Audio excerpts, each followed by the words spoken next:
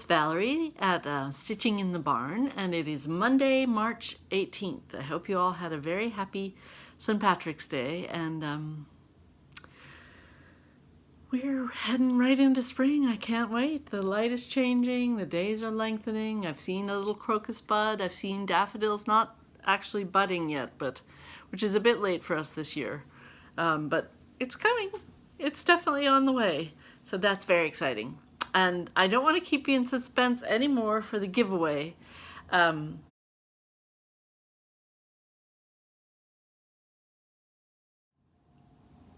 winner of the pattern American Sampler was Karen Davis Macon. So congratulations, Karen. If you will just email me at the address that's in the box below, I will ship your pattern off to you. And thank you to everybody who participated. I want to say that was a great question, if I say so myself. Asking about your particular interests or things that excite you or get you intrigued is a great way to get to know people. And I feel like it was just fascinating reading all the things that people said. Of course, tons of us love cross-stitch and punch needle and knitting and crochet, and we have that in common. A lot of us have food in common. Some people like old cookbooks. Some people said chocolate. One person said really sour gummy worms, which made me laugh. I'm trying to think about some of the other ones. I even jotted some down because there were all kinds of things. A lot of people really love history and different periods in history. Lots of gardeners.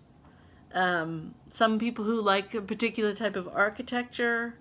A lot of people really have a fondness for family heirlooms, things that they know that relatives in their family have owned. Had a few beekeepers. Primitive things and acorns and stained glass and types of music. We have a Joni Mitchell fan, which I was happy to hear. Bird watching, gnomes, different types of ancestry, lots of sort of genealogists and Irish ancestry, and all kinds of things. So, certain places in the world.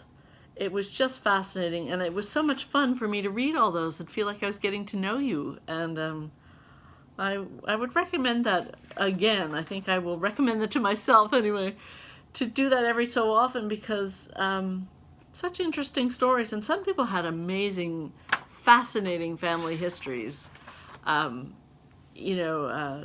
Different things with historical importance, and there's one woman who collects samplers that feature her particular family, because I guess they were sort of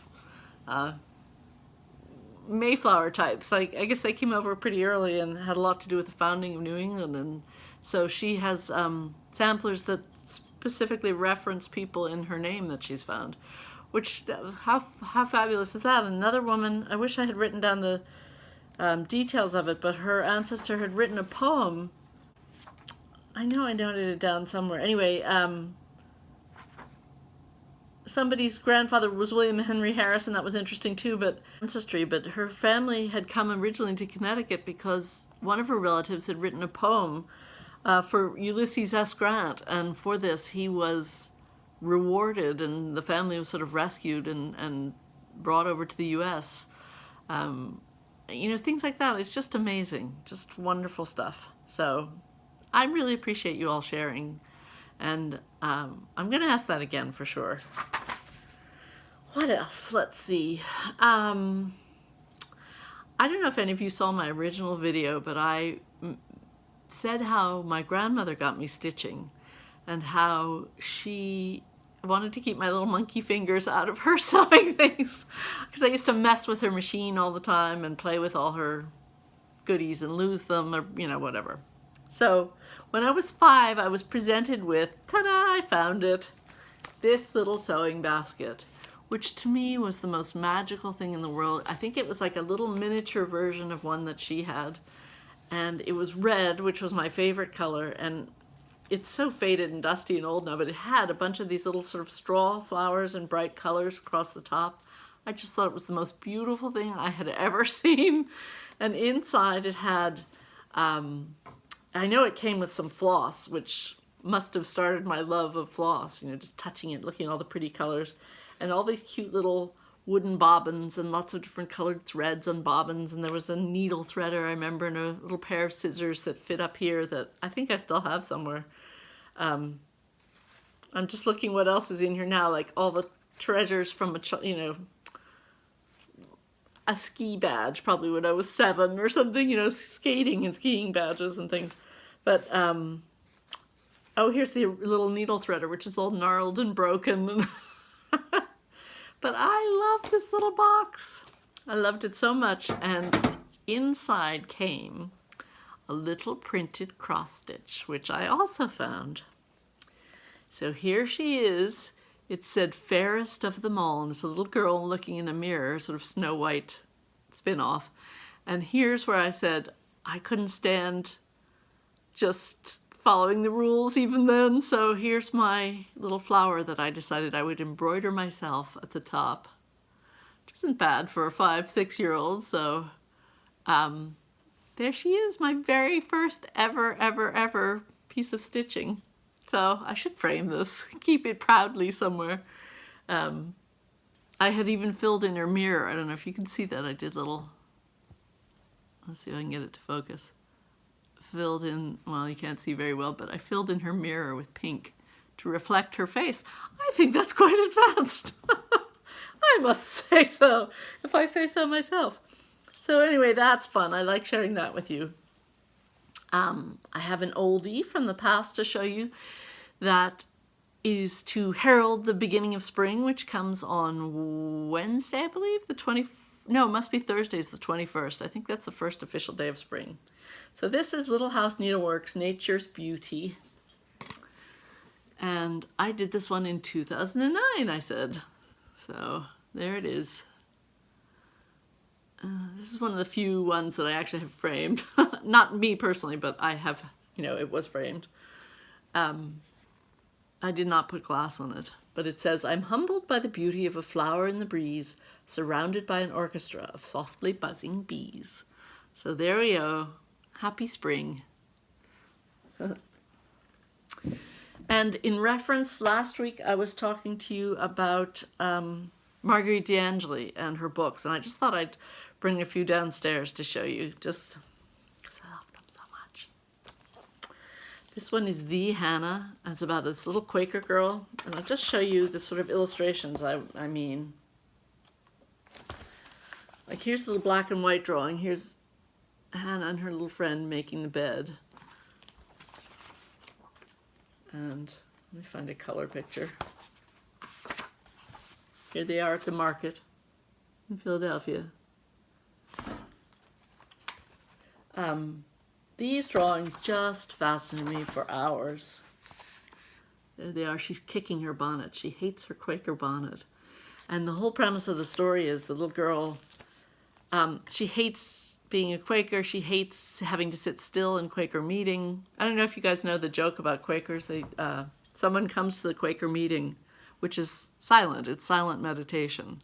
And then if the spirit moves you, you speak. And here's the joke. Someone comes to the Quaker meeting and they say, psst, when does the service begin? And they say, when the meeting ends. And the point of that is that you sit in silent meditation and you internalize how you are going to go out into the world and improve the world and do your service and be a better person and make the world a better place. So little Hannah hates sitting inside. Anyway, that's the joke. Ha ha. But Hannah hates being a Quaker. She hates her bonnet. She has a little friend Elizabeth who has all these pretty dresses and things that she covets. And then one day she's walking home and someone calls to her and it's a runaway slave. And Hannah is able to help the slave get to the Underground Railroad and escape. And when the slave's about to leave on the Underground Railroad, she thanks Hannah and she says, thank you for helping me. I knew you would help. I knew thee by thy bonnet. And meaning she knew she was a Quaker. She recognized she was a Quaker, and she knew that the Quakers would help them get to the Underground Railroad. So then, of course, Hannah is very happy to be a Quaker, and it all ends happily, but I love that story. It makes me cry. I don't know why, I just love it. Then, here's the one I think that started the Scandinavian obsession. Ellen's America. I think I also said I was obsessed with Native American Indians, too. Ellen's a little Swedish girl who lives on the banks of the Delaware, and there's an Indian tribe. It might even be Lenape Indians, who are the ones that are right around where my house is. But, you know, Ellen is helped by the Indian woman.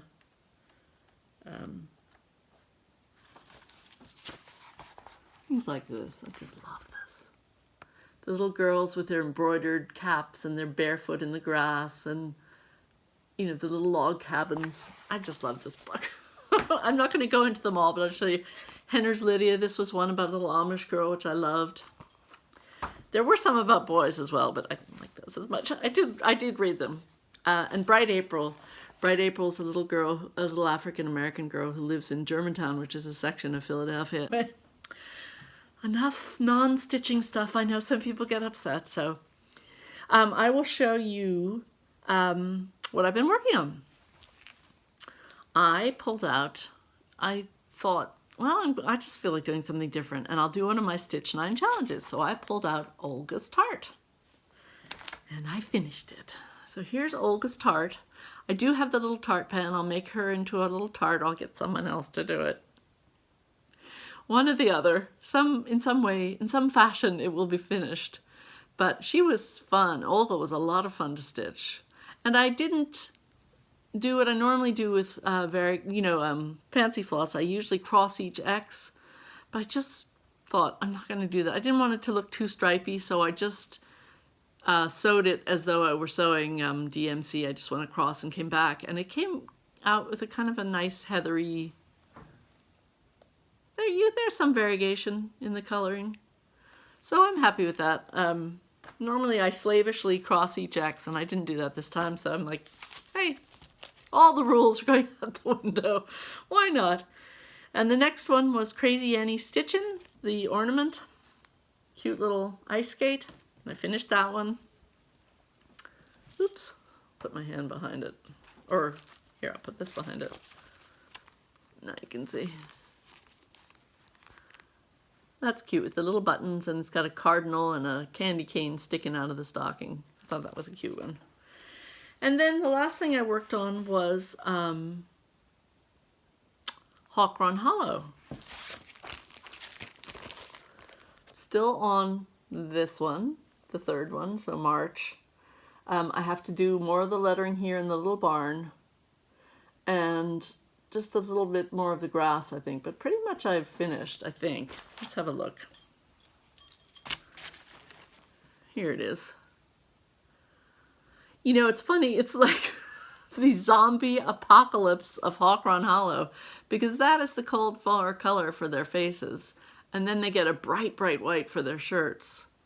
So I am thinking I might go back and do those faces with a slight pale color, because that's a little bit scary. You can see the difference between the face and the shirt color, but really, I mean, I know folk art, I was complaining about the cat with the 5 legs. Did I ever show you that on the month before? 1, 2, 3, 4, 5. It's fun. It's got a very folk arty feel to it. So, zombie apocalypse Amish, why not? That sounds like a new TV show we could invent. Speaking of inventing, I don't know if any of you play this game, but a lot of people said they like mystery stories.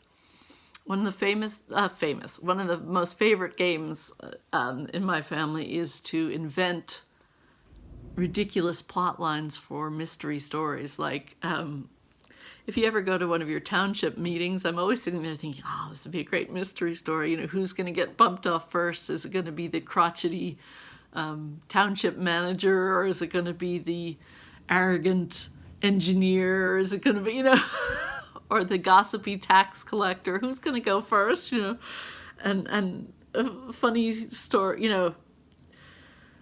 So,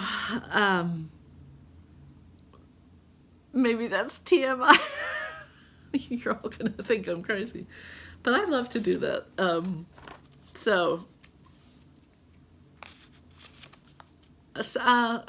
did have another segue to another question. Judy asked about, in the photographs that I show, I try and show you different scenes from around the farm. At the end, I've been showing, she said, what's that blue and white pottery that's hanging? It is a salt glazed birdhouse from the now sadly defunct Eldrith Pottery, which used to be based in Pennsylvania. David Eldrith retired, and so that pottery has closed, which is a shame because I have a lot of their pieces. No, it's not a shame that I have a lot. I love their pottery. I love to give it as gifts. It's a shame they've closed. But I am lucky I've acquired some of the pieces. I've shown you Kay's redware pottery, and I thought I would explain the difference between the salt glaze and the redware. Redware pottery, you fire just under 2,000 degrees, and apparently that lower temperature allows for more variation in the decoration and the style. You glaze it before you put it in the kiln, and then the glaze is melted into the clay. So that's how that works. Whereas the salt glaze pottery is fired much hotter. It's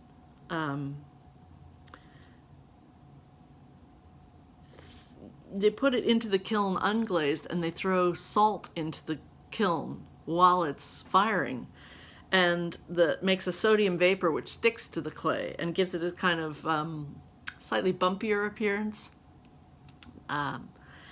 And apparently that is an uncontrollable process, which is kind of cool because it makes each piece unique. I mean, you have a certain amount of technique, but you can't control the outcome entirely. So that's kind of an exciting thing to me, to think, you know, each piece is going to be different, and it's going to be,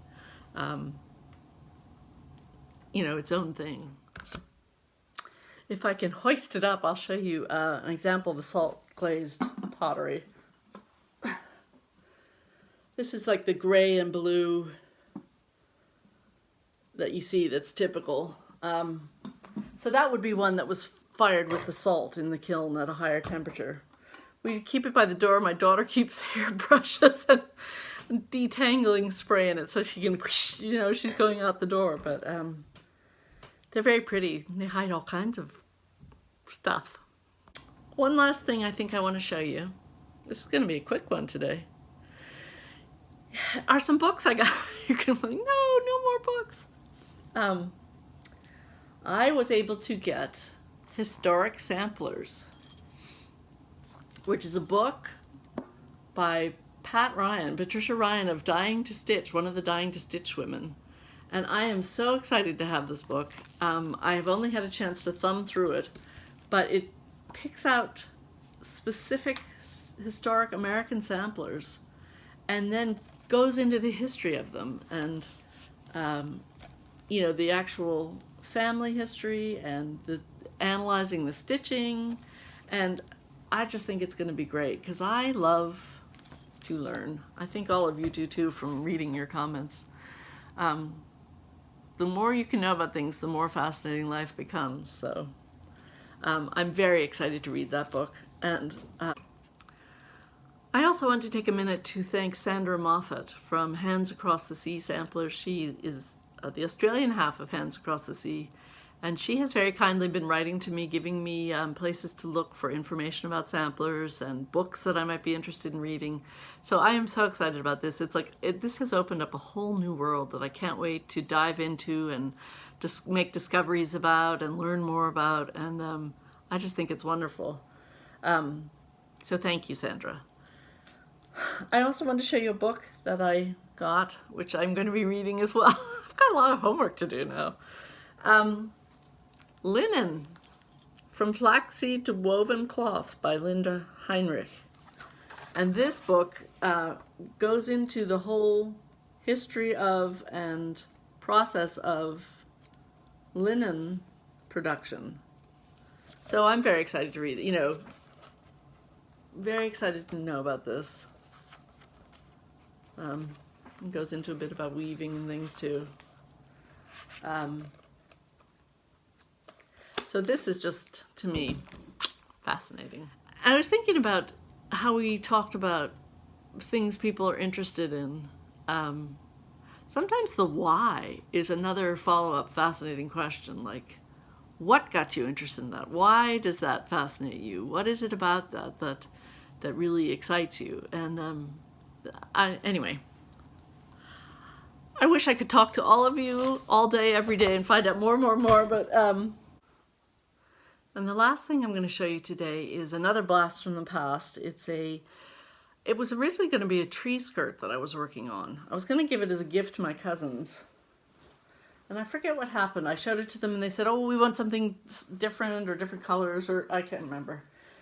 But this was supposed to be the tree skirt. So I was going to cut a hole out of the center and slit down one side. And I think when they decided they wanted something different, I thought, well, I'm not going to do that. I'm just going to finish it as a little throw quilt to have, put on a table or something at Christmas. So all I have to do is patch up the hole, put some decorative fabric there, and then bind it, because I've hand quilted this baby. It's all ready to go. Another one of those whips that just languishes. I don't know why. You need to get on these things. Okay, plans going forward. I'm going to do, or I'm hoping to do, I think I should change what I say. I think I should say I'm hoping to do the next in the little glitter house series. I didn't touch that this week. I don't know if I said I was working all week. I will put a link below to my friend's shop, because my friend has this beautiful little store in Skippack, Pennsylvania that I help her with when she goes away. So that's what I was doing all this week. I was working for her. And in her little store, she has mostly jewelry, but she has a lot of pretty decorative things for the walls, and pottery and clocks and candles, and it's a lovely little gift shop. And my favorite place for finding gifts for people. So I will put a link just so you can go to her website and have a look at it. But that's where I was all last week, because she went away on a vacation, which she doesn't get to do very often. So I was happy to fill in for her. But it meant I was too tired to do videos when I came home, and almost too tired to stitch a couple times. So I didn't get a whole lot done, but I did progress. So that's positive. I was reading somebody's thoughts. I think maybe it was on a Flosstube video, and they were saying, doing these videos really holds you to the fire because you want to have something to show. So make sure you get some stitching time in, which is a good thing. Other plans, I keep saying I want to start this. I really do want to start this. My Dying to Stitch Club. This one, Grace on Thee. So this, finish up my March Hawk Run Hollow piece and Glitter Village. That's probably as much as I should commit to saying I'm going to try. Oh, Friday is my bus trip. So this Friday, I will be getting on a bus, and I'm so excited because a couple of you have written and asked about the bus trip. And I know at least one of you is coming on with a friend.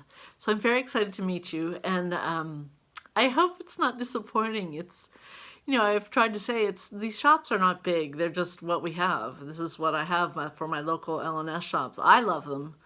I love going on this bus trip. It's a fun day out. I didn't want you to expect you were getting Stitchville, USA or something, though. I mean, if you want to just have a pretty drive through the countryside and have lunch with a nice group of women, then by all means, I can't wait to meet you, and I'm excited for that. So hopefully, maybe I will even try and do a little bit of filming. I know my filming in the past has been a bit sick-making, so I'll try and improve with that. But I will also try and give you a little flavor of the bus tour. So I will be picking up some things that I pre-ordered on my jaunt, and I will show those to you next week. So I hope you're all well. I hope you're having lots of fun and doing lots of stitching, and I wish all good things come to you all. Bye.